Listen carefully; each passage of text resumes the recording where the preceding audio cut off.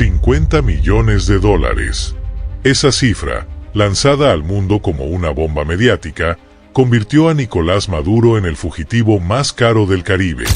No era un rumor, no era propaganda, era una recompensa oficial, respaldada por la administración de Donald Trump, que venía acompañada de un bloqueo naval y aéreo diseñado para cerrar cada posible salida. El mensaje era claro: no hay refugio, no hay escondite, no hay escapatoria. En las costas, fragatas y destructores estadounidenses se movían como depredadores silenciosos, vigilando cada embarcación que se atreviera a cruzar sus rutas. En el aire, aviones de combate F-A-18 y helicópteros A-64 Apache patrullaban con radares y escáneres térmicos, capaces de detectar hasta el calor de un motor oculto bajo la selva. La presión no solo se sentía fuera, dentro del propio régimen, las grietas comenzaban a abrirse. Generales que antes juraban lealtad absoluta ahora se preguntaban si valía la pena hundirse con el barco. En ese clima de paranoia y traición, un nombre empezó a resonar en susurros: Diosdado Cabello. Según informes de inteligencia, Cabello no solo estaba al tanto de un plan de escape de Maduro, sino que habría colaborado con Estados Unidos para filtrarlo. La versión más inquietante aseguraba que él mismo había puesto a prueba la seguridad del presidente, organizando vuelos de ensayo en el helicóptero que, llegado el momento, debía sacarlo del país. La jugada era tan arriesgada como calculada. Cada vuelo de prueba servía para medir tiempos, rutas y reacciones, pero también para exponer vulnerabilidades. Y con esa información, las fuerzas especiales estadounidenses se posicionaron estratégicamente sobre el Caribe, listas para interceptar cualquier intento real. No se trataba de un operativo improvisado, era una trampa meticulosamente tendida. Cuando el helicóptero de escape finalmente despegó, los cielos ya estaban vigilados. Los pilotos estadounidenses enviaron señales de advertencia por radio y destellos de luces, exigiendo que la aeronave se detuviera. El silencio como respuesta fue la confirmación de que el objetivo estaba en marcha. Entonces, los helicópteros de ataque crearon turbulencias peligrosas, obligando al piloto a perder estabilidad y descender. En tierra, la captura fue rápida y quirúrgica. Los pilotos se rindieron sin resistencia, y en la inspección se encontraron documentos, dispositivos de comunicación y mapas detallados de la ruta de escape de Maduro. La confirmación llegó de inmediato. Aquellos eran sus pilotos de confianza, y los vuelos previos habían sido ensayos para garantizar su seguridad. La operación no solo frustró un intento de fuga, acorraló a Maduro como nunca antes. La presencia militar estadounidense en la región se reforzó, y cada movimiento del régimen comenzó a ser monitoreado con precisión milimétrica. Sin embargo, en los pasillos del poder en Caracas, ya se hablaba de nuevas rutas clandestinas y de la movilización de unidades leales para protegerlo. Lo que nadie sabía era que, incluso esos planes, ya estaban bajo la lupa de la inteligencia extranjera. La noticia de la captura de los pilotos se filtró más rápido de lo que el régimen pudo reaccionar. En los pasillos del Palacio de Miraflores, el ambiente se volvió irrespirable. Cada mirada parecía un interrogatorio silencioso, cada silencio, una acusación. La certeza de que alguien había abierto la puerta al enemigo se instaló como un veneno lento. Y todos sabían que, si había un traidor, no era un soldado raso. La información filtrada solo podía provenir de las más altas esferas. Diosdado Cabello, figura clave del chavismo, se convirtió en el centro de todas las sospechas. Su cercanía con Maduro era conocida, pero también lo era su habilidad para sobrevivir a cualquier tormenta política. Los rumores apuntaban a que había jugado una doble partida. Por un lado, mantener su posición dentro del régimen. Por otro, tender un puente con Washington para garantizar su propia salvación. La filtración del plan de escape no solo había frustrado la huida del presidente, sino que había dejado expuestas las rutas, los tiempos y hasta las medidas de seguridad que se habían ensayado durante semanas. Mientras tanto, en el Caribe, la operación estadounidense se consolidaba. Los buques de guerra mantenían un cerco constante, y los radares rastreaban cualquier señal sospechosa. La captura de los pilotos había sido un golpe quirúrgico, pero no el final del juego. La inteligencia naval y aérea seguía trabajando en tiempo real, cruzando datos de comunicaciones interceptadas, movimientos de tropas y transacciones financieras. Cada pista era analizada con precisión milimétrica, buscando anticipar el próximo movimiento de Maduro. En Caracas, el presidente se reunió con su círculo más cercano. La tensión era palpable. Las opciones se reducían, o encontraba una nueva ruta de escape, más clandestina y menos predecible, o se preparaba para resistir el asedio. La primera opción implicaba confiar en un grupo reducido de leales, pero después de la traición, ¿quién podía considerarse realmente leal? La segunda opción significaba atrincherarse, movilizar unidades del ejército y reforzar la seguridad personal, pero eso también lo convertía en un blanco fijo.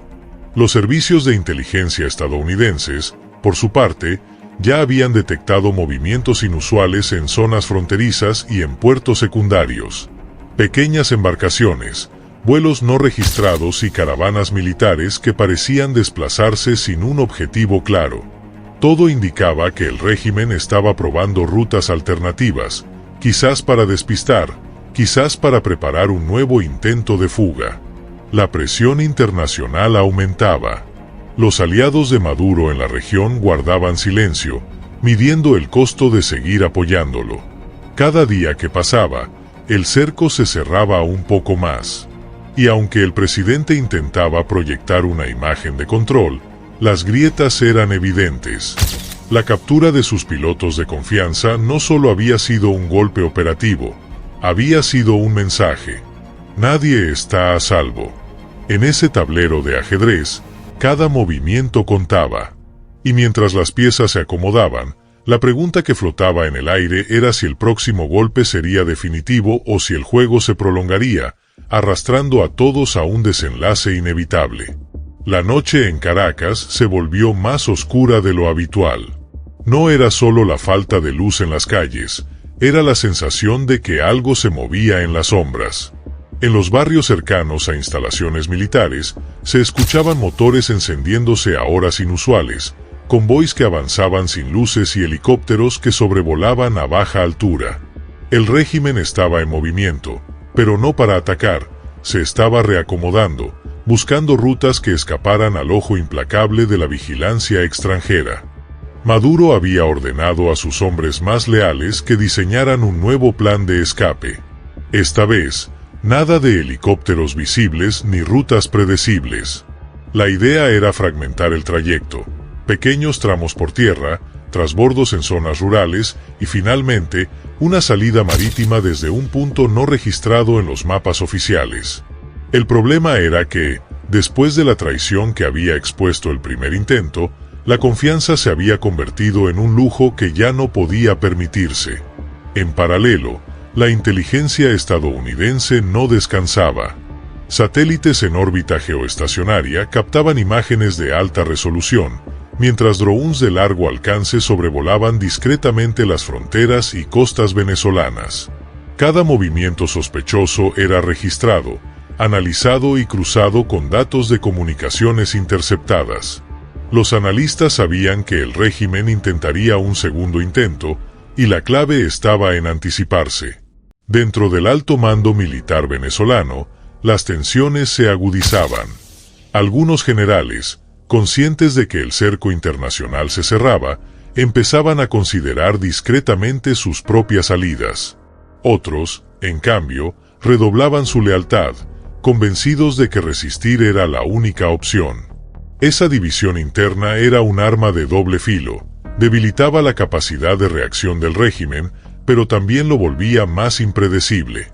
En las costas del Caribe, el bloqueo seguía firme. Fragatas y destructores mantenían un patrón de vigilancia que cubría incluso las rutas menos transitadas.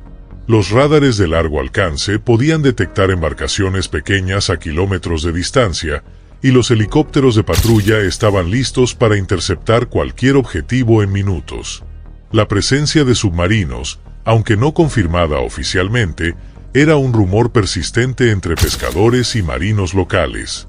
Mientras tanto, en los barrios populares, la narrativa oficial intentaba proyectar fuerza. Discursos televisados, marchas organizadas y mensajes de resistencia buscaban convencer a la población de que el presidente seguía en control. Pero en las conversaciones privadas, la pregunta era otra: ¿cuánto tiempo más podría sostenerse esa imagen antes de que la realidad la derrumbara? La captura de los pilotos había sido un golpe devastador no solo por la pérdida operativa, sino porque había demostrado que la inteligencia extranjera estaba un paso adelante. Y esa certeza pesaba sobre cada decisión. Cualquier movimiento en falso podía significar el final. En ese clima, cada noche se convertía en un juego de sombras. Vehículos sin placas circulaban por rutas secundarias, embarcaciones pequeñas salían al mar sin luces, y en las montañas, radios de onda corta transmitían mensajes cifrados. Era un tablero en el que cada pieza se movía con cautela, sabiendo que el más mínimo error podía ser detectado y explotado. El segundo intento de escape no sería tan evidente como el primero. Pero la pregunta que todos se hacían, tanto en Caracas como en Washington, era si realmente llegaría a ejecutarse, o si, una vez más, sería interceptado antes de despegar. En los días posteriores a la captura de los pilotos, la atmósfera en el alto mando venezolano se volvió irrespirable. Las reuniones de seguridad ya no eran espacios de coordinación, sino campos minados de sospechas. Cada oficial evaluaba al otro, buscando señales de deslealtad. El eco de la traición anterior seguía presente, y esa herida abierta condicionaba cada decisión. Maduro sabía que cualquier nuevo intento de escape debía ser invisible para los radares, impredecible para la inteligencia extranjera y, sobre todo, inmune a filtraciones internas. Por eso, el diseño de las rutas clandestinas se convirtió en un trabajo de relojería. Se trazaron mapas que evitaban carreteras principales, se identificaron puntos de relevo en zonas rurales y se planificaron trasbordos en lugares donde la cobertura satelital era limitada. La idea era que ningún tramo del recorrido completo fuera conocido por una sola persona. En paralelo, se activaron unidades militares leales para custodiar áreas clave. No se trataba de grandes despliegues, sino de pequeños grupos móviles que podían moverse sin levantar sospechas. Algunos se infiltraron en comunidades costeras, haciéndose pasar por pescadores, otros se instalaron en fincas apartadas, vigilando caminos secundarios. El objetivo era doble: proteger la ruta y detectar cualquier presencia extranjera antes de que pudiera actuar. Pero la inteligencia estadounidense ya había detectado patrones. Movimientos de embarcaciones pequeñas en horarios inusuales, caravanas militares que se desviaban de sus rutas habituales, comunicaciones cifradas que se repetían en intervalos regulares. Cada pieza de información era analizada y cruzada con datos previos, construyendo un mapa invisible de las intenciones del régimen. En el Caribe, el bloqueo naval se mantenía con precisión quirúrgica. Los buques de guerra no solo vigilaban las rutas principales, también patrullaban zonas poco transitadas, apoyados por aeronaves de reconocimiento que podían cubrir cientos de kilómetros en cuestión de minutos. La coordinación entre mar y aire era tan estrecha que cualquier embarcación no identificada podía ser interceptada antes de llegar a aguas internacionales. Mientras tanto, en Caracas, la narrativa oficial insistía en que todo estaba bajo control.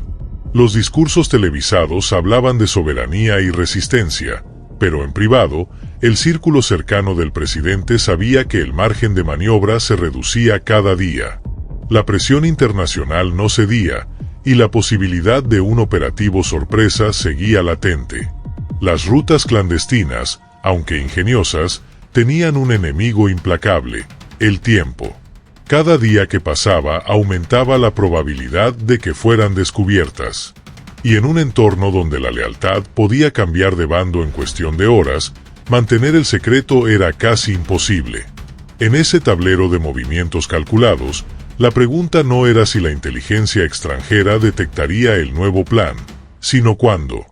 Y cuando eso ocurriera, la ventana para escapar se cerraría de golpe, dejando al presidente atrapado en un cerco que él mismo había ayudado a construir con años de decisiones que ahora regresaban para cobrar su precio.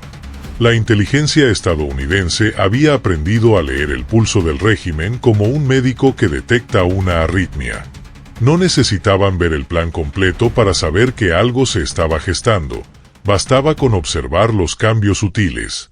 Vehículos militares que aparecían en zonas donde no había operaciones previstas, embarcaciones pesqueras que salían de madrugada y regresaban vacías, transmisiones de radio que se repetían con un patrón demasiado preciso para ser casualidad. En un centro de operaciones en el Caribe, un mapa digital mostraba puntos rojos que parpadeaban. Cada uno representaba un movimiento detectado, una lancha, un convoy, un vuelo bajo radar. Los analistas cruzaban esa información con datos históricos y concluían que el régimen estaba probando rutas de escape.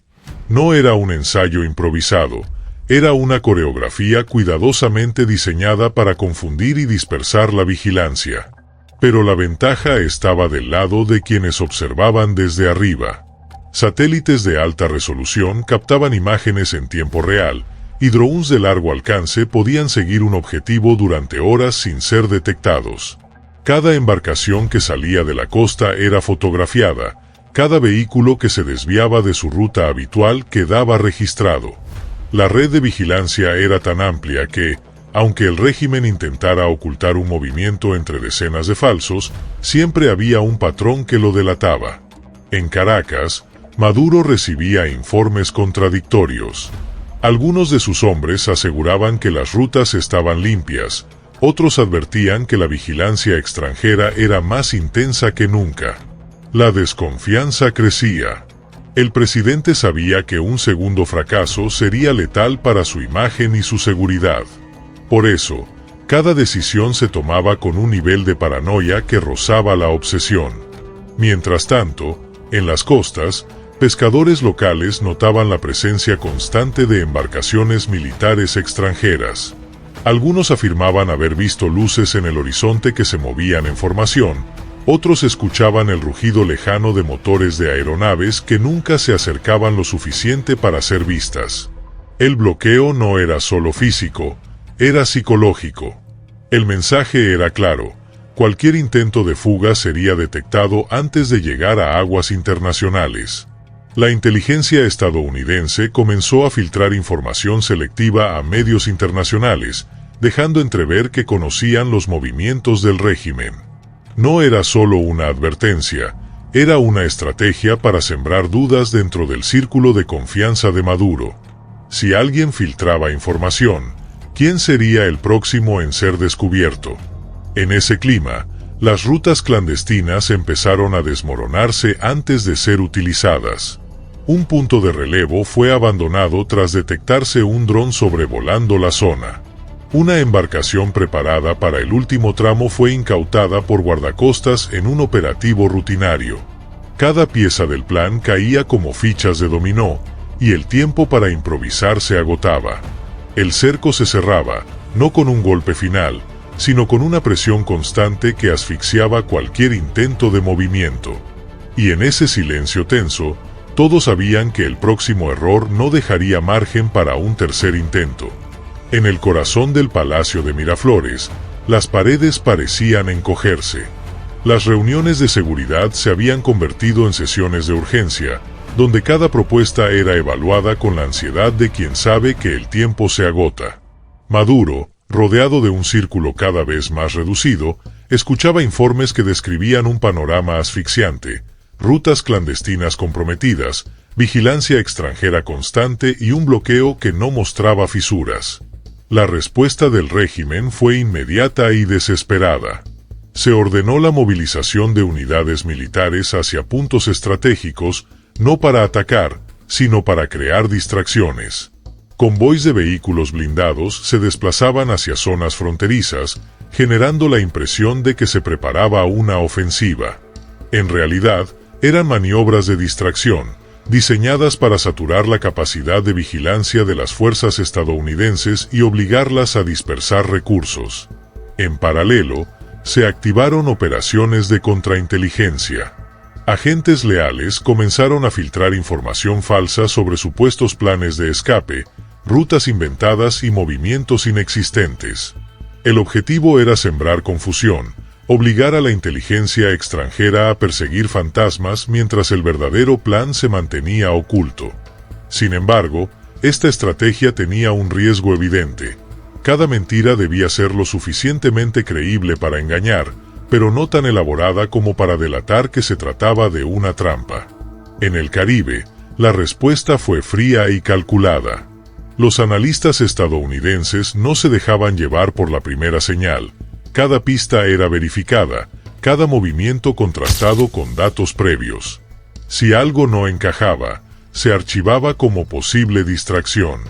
La experiencia les había enseñado que, en este juego, la paciencia era tan letal como la fuerza. Mientras tanto, en las calles de Caracas, la tensión se filtraba en conversaciones cotidianas. Comerciantes, transportistas y vecinos comentaban los movimientos inusuales de tropas y helicópteros. Algunos creían que se trataba de un despliegue para reforzar la seguridad interna. Otros, que el presidente estaba a punto de abandonar el país.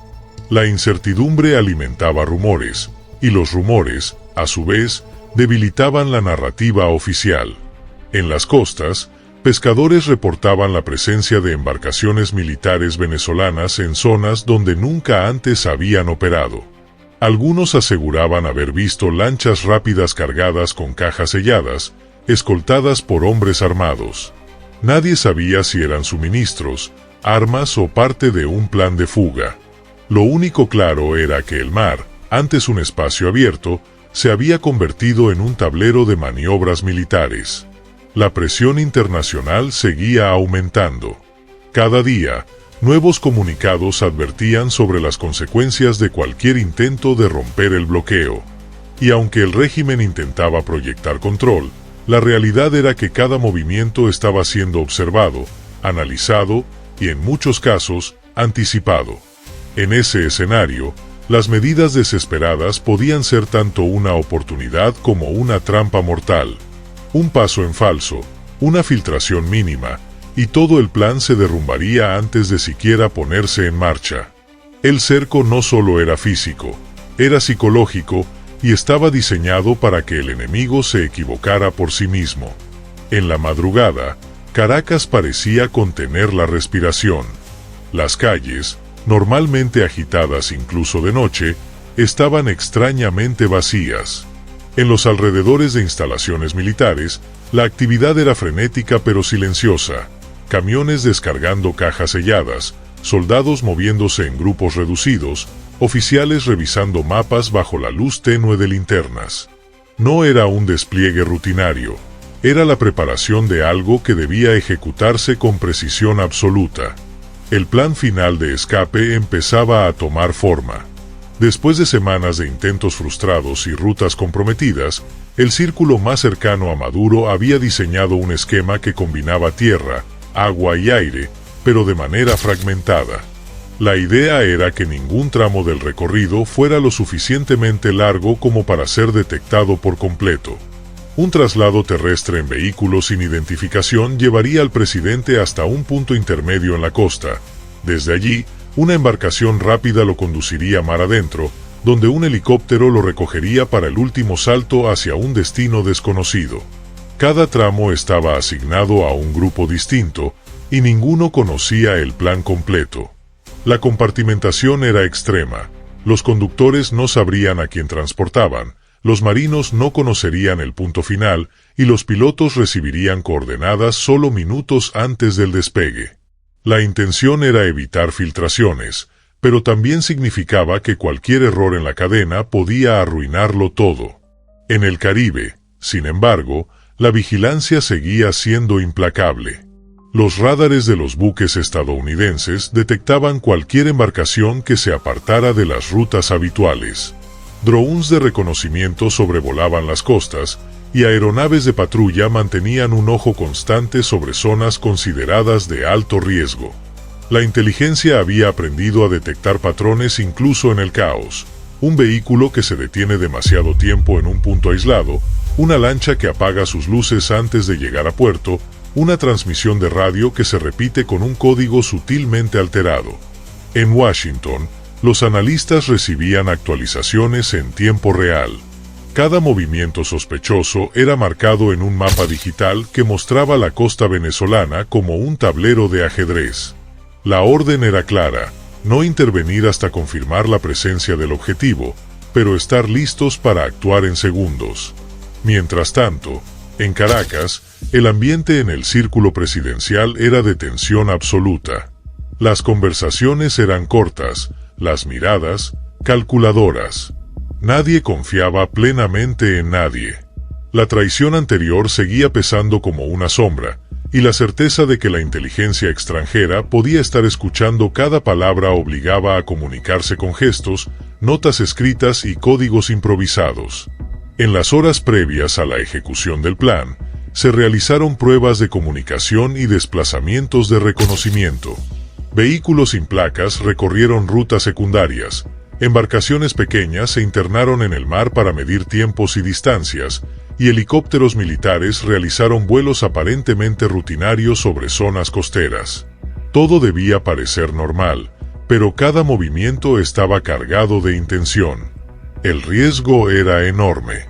Un solo dron en el lugar equivocado, una interceptación de radio, un radar detectando un cambio de rumbo, y el operativo se derrumbaría antes de comenzar. Sin embargo, para Maduro, la alternativa era peor. Quedarse significaba esperar a que el cerco se cerrara por completo.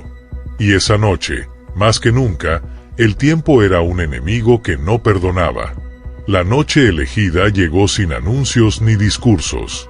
En las calles, la rutina parecía intacta, pero en las sombras, cada pieza del plan final comenzaba a moverse. En un punto discreto de Caracas, un convoy de 3 vehículos sin placas arrancó motores. Las luces permanecieron apagadas mientras avanzaban por calles secundarias, evitando avenidas principales y cualquier zona con cámaras de seguridad. Dentro de uno de esos vehículos, protegido por un reducido grupo de escoltas, viajaba el objetivo que todo un cerco internacional buscaba. El primer tramo fue rápido. El convoy atravesó barrios periféricos y se internó en una carretera rural, donde un grupo de soldados vestidos de civil vigilaba discretamente. A pocos kilómetros, un punto de relevo esperaba: camionetas todoterreno con depósitos de combustible extra y rutas preprogramadas en GPS sin conexión. El cambio se hizo en menos de 2 minutos. No hubo palabras, solo gestos y miradas que confirmaban que el siguiente tramo estaba en marcha. En la costa, a varios kilómetros de allí, una embarcación rápida aguardaba con motores encendidos. Sus tripulantes, hombres armados y con rostros cubiertos, revisaban una y otra vez el equipo de navegación. El mar estaba en calma, pero la tensión era palpable. Sabían que, en cualquier momento, un radar extranjero podía detectarlos. Lo que el plan no preveía era que, a cientos de kilómetros, en un centro de operaciones estadounidense, ya se había detectado actividad inusual. Un dron de reconocimiento había captado imágenes térmicas de vehículos moviéndose en formación irregular hacia la costa. La información fue enviada de inmediato a las unidades navales más cercanas. En cuestión de minutos, un helicóptero de patrulla despegó desde la cubierta de un buque, dirigiéndose a la zona. En tierra, el convoy llegó al punto de embarque. Sin detener los motores, los escoltas bajaron rápidamente al pasajero protegido y lo condujeron hasta la lancha. El arranque fue inmediato. La embarcación se alejó a toda velocidad, cortando el agua como una flecha. A simple vista, parecía un viaje de pesca nocturna, pero la velocidad y la ruta elegida delataban que no era un recorrido común. En el aire, el helicóptero de patrulla ya había localizado la embarcación. Desde la altura, las cámaras de visión nocturna seguían cada movimiento. La información se transmitía en tiempo real a los buques del bloqueo, que ajustaban su posición para cerrar cualquier salida. En el mar, los tripulantes de la lancha detectaron luces en el horizonte. No eran faros de pesca ni boyas de señalización, eran destellos intermitentes, perfectamente alineados, que avanzaban hacia ellos. La orden fue clara: aumentar la velocidad y cambiar de rumbo. Pero en el radar, nuevas señales aparecían, bloqueando cualquier dirección posible.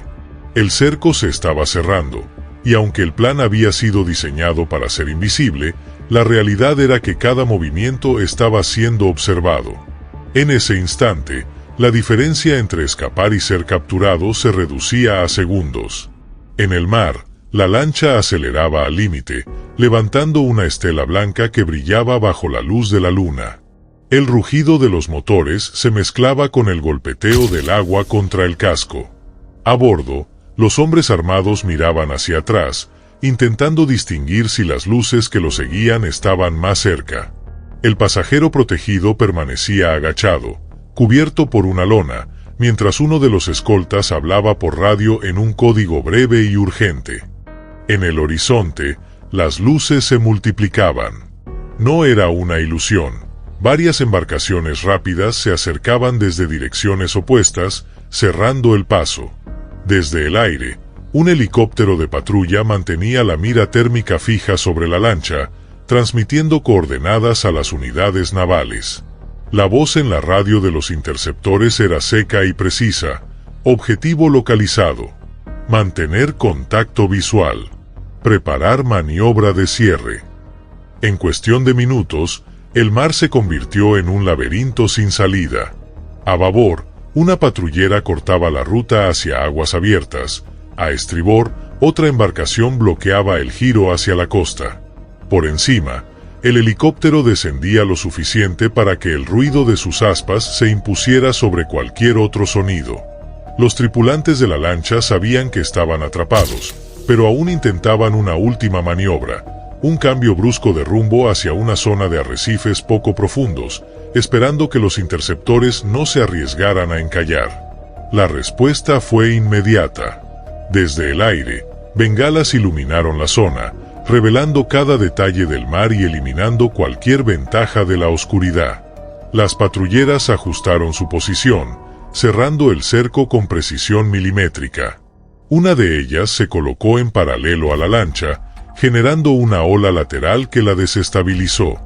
El piloto intentó corregir, pero la pérdida de velocidad fue suficiente para que otra embarcación se cruzara en su camino.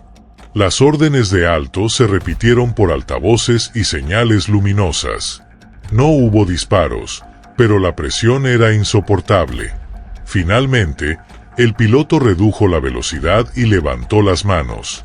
Los escoltas soltaron sus armas al agua, y el pasajero protegido fue retirado de su escondite.